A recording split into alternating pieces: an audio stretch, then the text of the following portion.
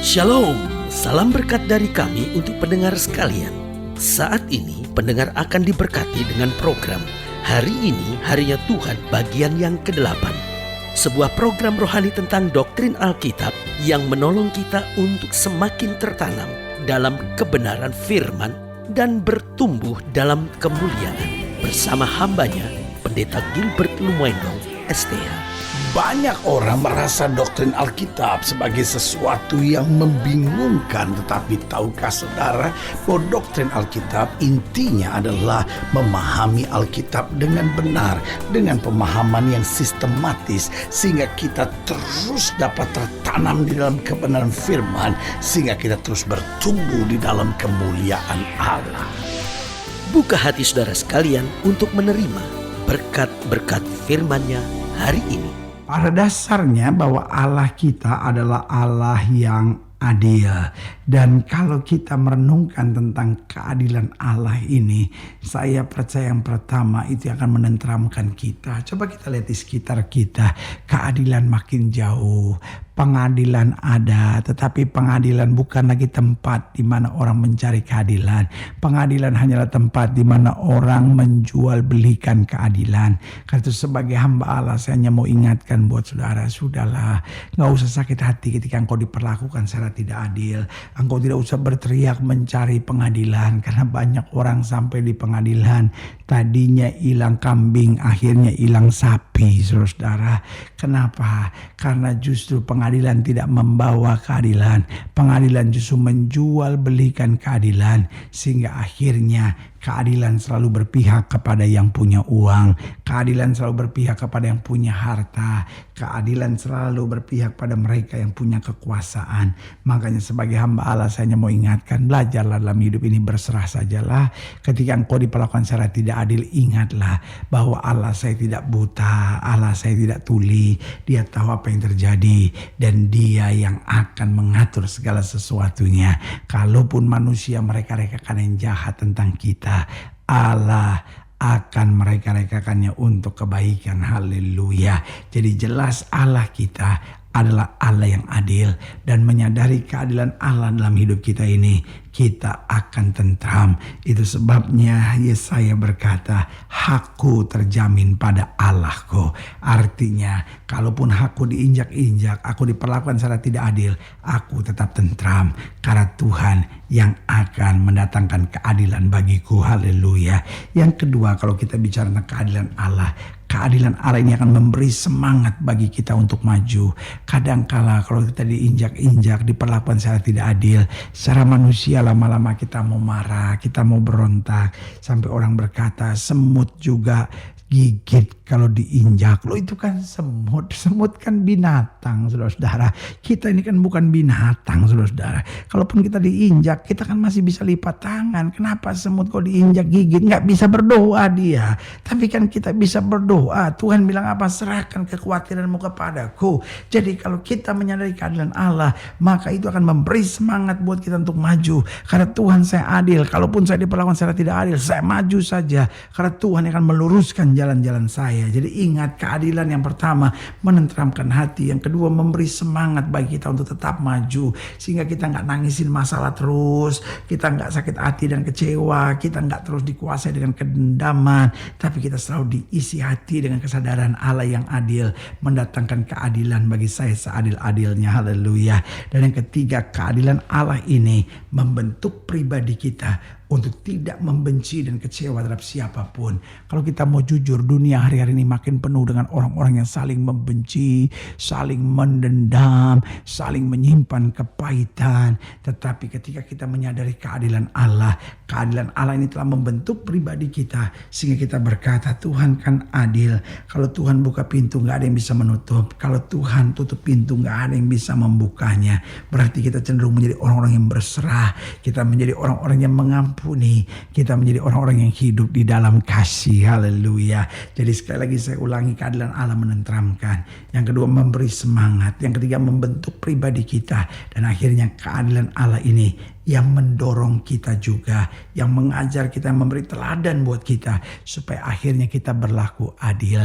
Jangan sampai kita cuma menuntut keadilan tapi kita sendiri tidak mau melakukan hal-hal yang adil. Coba kita lihat di sekitar kita, ada banyak orang berteriak keadilan, tetapi sebetulnya dia sendiri juga tidak berlaku adil.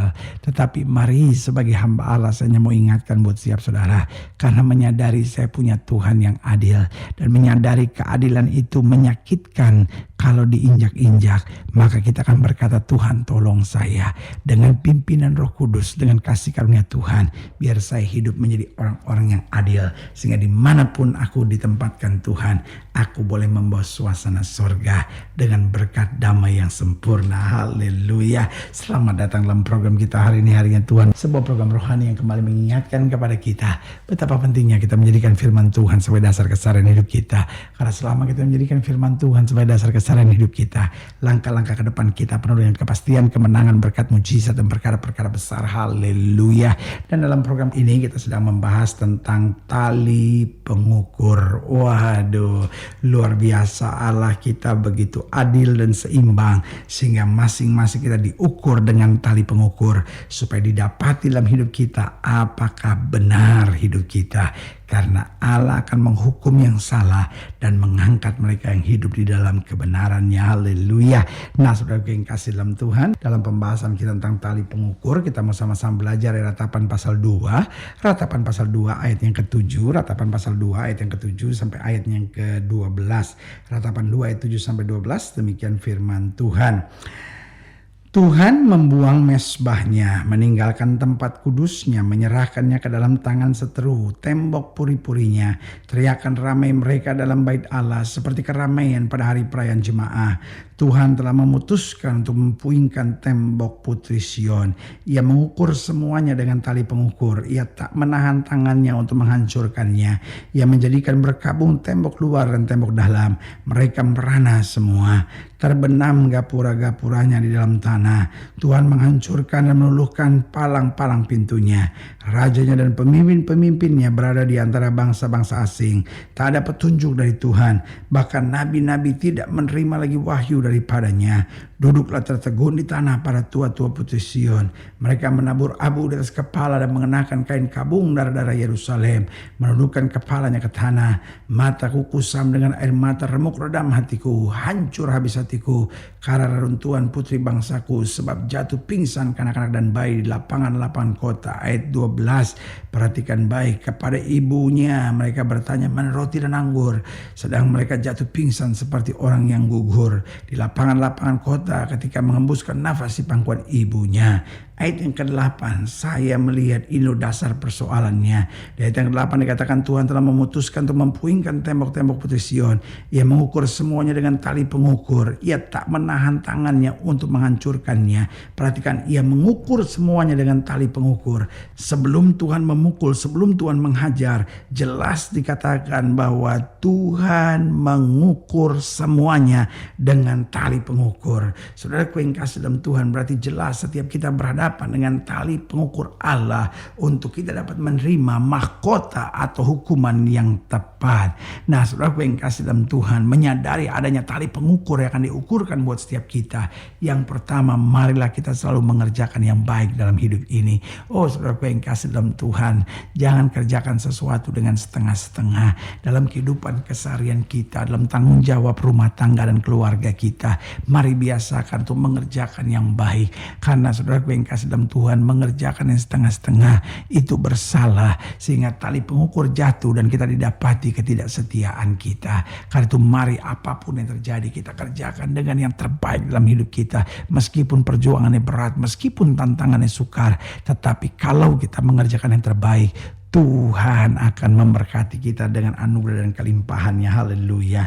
Yang kedua, saya pelajari menyadari adanya tali pengukur buat setiap kita. Marilah kita selalu melayani dengan tulus. Bukan saja mengerjakan sesuatu dengan yang terbaik, tetapi mari kita melayani dengan tulus. Kalau melayani Tuhan tuh jangan hitung-hitungan. Melayani Tuhan tuh jangan cari sesuatu. Melayani Tuhan tulus saja saudara-saudara. Karena waktu kita fokus sama Tuhan, aduh, Tuhan tidak pernah kekurangan cara. Makin kita berharap sama manusia, makin kita banyak kecewa. Makin kita berharap kepada Tuhan, di situ kita akan melihat kemuliaan yang dahsyat dan luar biasa. Oh, sebagai hamba Allah, saya mau setiap kita ngerti firman Tuhan dengan betul, sehingga kita makin hari makin dibangunkan. Kalau kita berharap sama manusia, kita makin banyak kecewanya. Tapi kalau kita makin berakar dalam firman Tuhan, kita melayani dengan tulus, di situ kita melihat kemuliaan yang dahsyat dan luar biasa. Haleluya. Berarti menyadari tali pengukur diukurkan kepada setiap kita. Marilah kita selalu mengerjakan apa saja dalam hidup ini dengan yang terbaik. Yang kedua, marilah kita selalu melayani dengan tulus, setulus-tulusnya. Dan selanjutnya, marilah kita hidup dalam kasih dan pengampunan, tidak membenci, tidak membalas yang jahat dengan yang jahat, tapi hidup dalam kasih dan pengampunan. Karena selama kita mengasihi, selama kita mengampuni, di situ kita melihat kemuliaan, kuasa, kedahsyatannya boleh tercurah senantiasa di tengah-tengah kita. Haleluya. Dan yang keempat, saya pelajari menyadari setiap kita harus berhadapan dengan tali pengukur. Marilah kita selalu fokus pada pekerjaan-pekerjaan Tuhan. Karena kita hidup bukan hanya untuk hidup kita saja, tapi kita hidup untuk menyatakan kemuliaan Tuhan. Kita hidup untuk menyatakan kasih dan kuasanya. Kita hidup untuk menyatakan bahwa di bawah kolong langit ini tidak ada nama lain yang olehnya manusia selamat kecuali di dalam nama Yesus. Saudaraku, menyadari adanya tali pengukur buat setiap kita. Yang pertama, marilah kita selalu mengerjakan yang terbaik. Yang kedua, marilah kita selalu melayani dengan tulus. Yang ketiga, marilah kita selalu hidup dalam kasih dan pengampunan. Dan akhirnya yang keempat, marilah kita selalu fokus pada pekerjaan Tuhan, sehingga lewat hidup kita hal-hal yang dahsyat dan luar biasa boleh Tuhan nyatakan. Haleluya. Saudaraku yang kasih dalam Tuhan, jika saudara yang dilayani lebih jauh, hubungi kami melalui telepon, hubungi kami melalui surat, kunjungi website kami. Karena kami ada untuk membawa Bapak Ibu saudara senantiasa lebih dekat pada Tuhan dan mengalami kasih kuasa mujizat yang luar biasa. Haleluya. Secara khusus pada program ini juga saya mau berdoa buat siapa yang sakit, siapa yang berbeban berat. Karena saya percaya bahwa bagi Allah tidak ada perkara yang mustahil. Dan saudara-saudara yang ingin didoakan secara khusus, boleh taruh tangan kanan saudara di dada dan kita akan berdoa. Mari kita berdoa. Bapa, dalam nama Yesus, sama doa buat yang sakit, sama doa buat yang berbeban berat, sama doa untuk setiap mereka sedang menghadapi masa-masa yang sukar. Karena hamba percaya bahwa bagi Allah tidak perkara yang mustahil. Bapa, hamba berdoa di dalam nama Yesus, Tuhan jamah. Yang sakit Tuhan sembuhkan, yang lemah Tuhan kuatkan, yang susah Tuhan hiburkan, yang jatuh Tuhan angkat. Sehingga hari-hari yang penuh kemenangan boleh berlaku. Secara khusus hamba doa buat mereka yang taruh tangan kanannya di dada. Sehingga kami menyadari betul bahwa keadilan yang sempurna datang dari Allah. Setiap kami harus dihadapkan pada tali pengukur. Biarlah kami selalu mengerjakan yang terbaik. Kami melayani dengan tulus, kami hidup dalam kasih dan pengampunan, dan akhirnya kami fokus pada pekerjaan Tuhan bagi kemuliaan nama Tuhan. Di dalam nama Yesus kami berdoa. Haleluya. Amin. Saudaraku yang kasih dalam Tuhan, kita sudah berdoa. Ingat, Allah tidak pernah lalai menepati janjinya. Inilah saatnya buat kita untuk bangkit, bersemangat, bersuka cita dalam menghadapi segala perkara. Karena kita tahu Yesus hidup, Yesus berkuasa, dan selalu menyediakan yang terbaik buat anak-anaknya. Doa saya menyertai saudara. Sampai berjumpa pada program berikut. Dan jangan lupa, jadikan hari ini harinya Tuhan. Haleluya.